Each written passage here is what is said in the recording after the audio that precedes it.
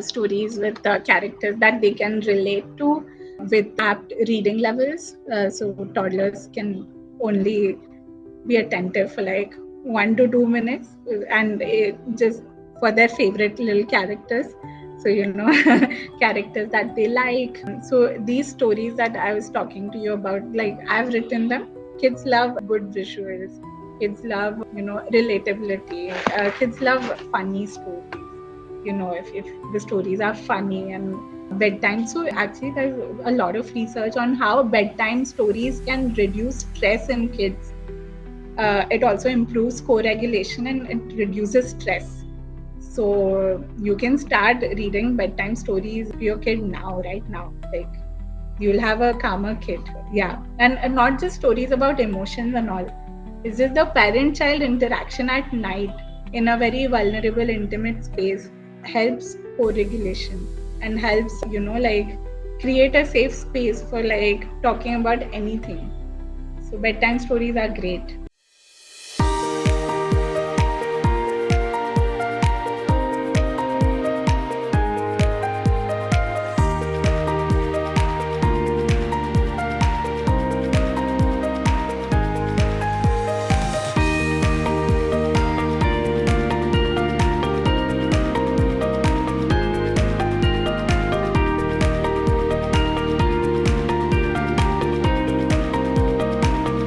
So, moving on to the first question, I'm going to unmute Shmuel. I want to ask you how storytelling and stories can support kids with problems of mental health and problems of cognition, development, intelligence. Yeah, they do help in their. So learning about emotions is a direct pathway to good mental health, right? As you read, Chinnu, the way he was feeling sad, you don't get to often read this or tell these kind of stories to kids, right? What stories miss out on is the language or affect labeling. So through these stories, if there is emotions like vocabulary present in these stories about how like a character is feeling, storytelling can definitely help emotional resilience and good mental health, right? So there's a lot of scientific research on this as well. Storytelling definitely helps with good mental health because empathizing with the character, and you are basically like affect labeling when you're discussing it with someone else. So it also helps with co-regulation, helps you feel safe that you're not the only person who feels these things. Everybody does, every human does, and through characters the shame component is taken away, right? And shame is something that everyone deals with, and it's so heartbreaking. And when these emotions are shared out loud with a friend, with everyone else, it just becomes so much less shameful, and it leads to just much better psychological wellness. Thank you very much. Can I link one part to I have an extension to Shmuel's question.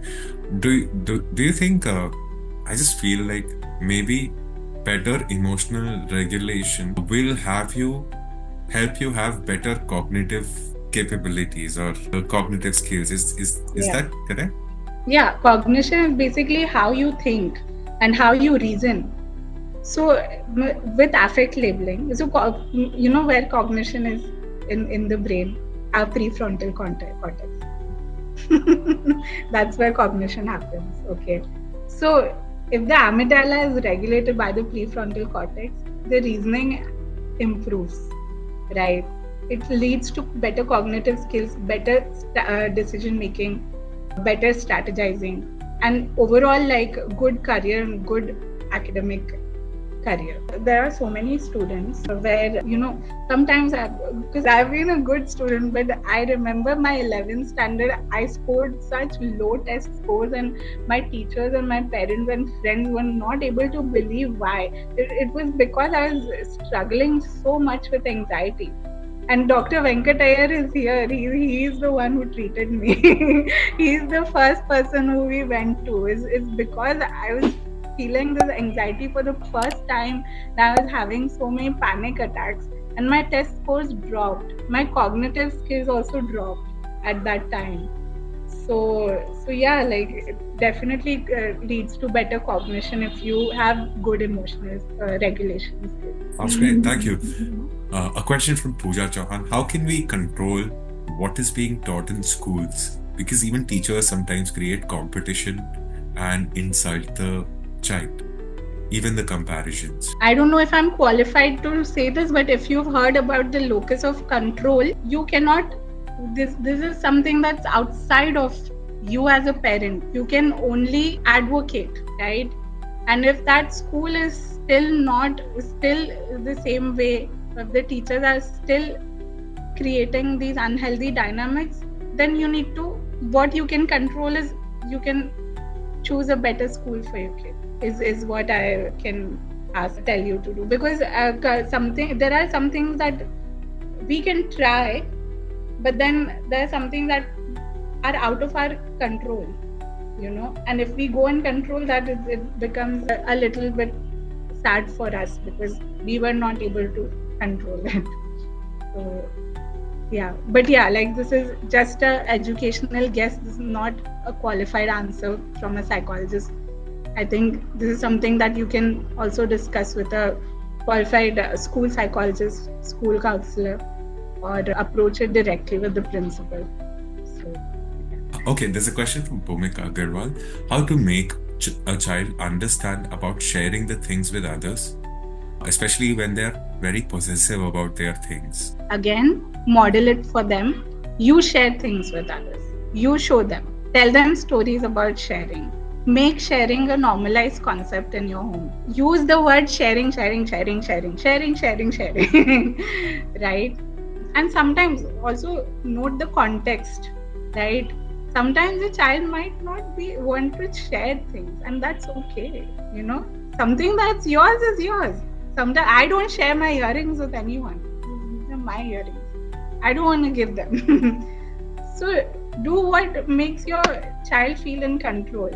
Sometimes when one of my friends used to borrow my clothes a lot, and I would feel so anxious. I hated sharing clothes with my friends.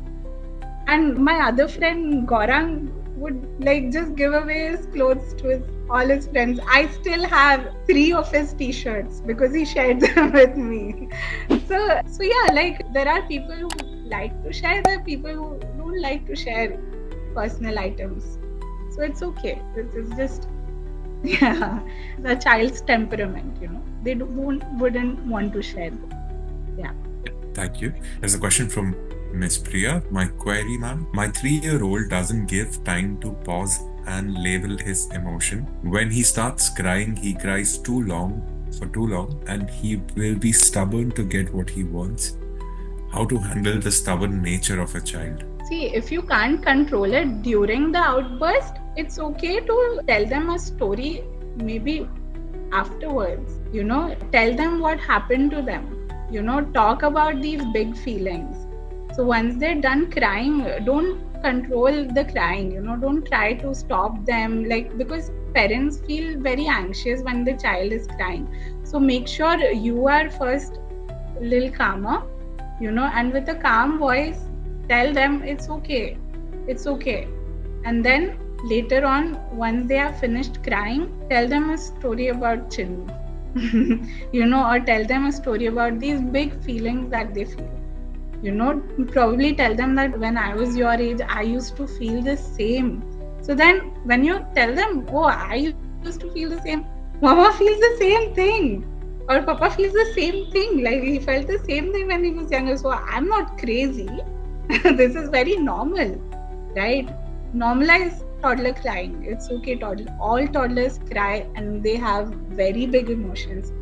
What you can do to calm them down, not control them, but model self-control or self-regulation, is talk to them about what happened or help them process what happened. right? The next question is from Mentu Moni Sharma. What kind of stories would be interesting for kids?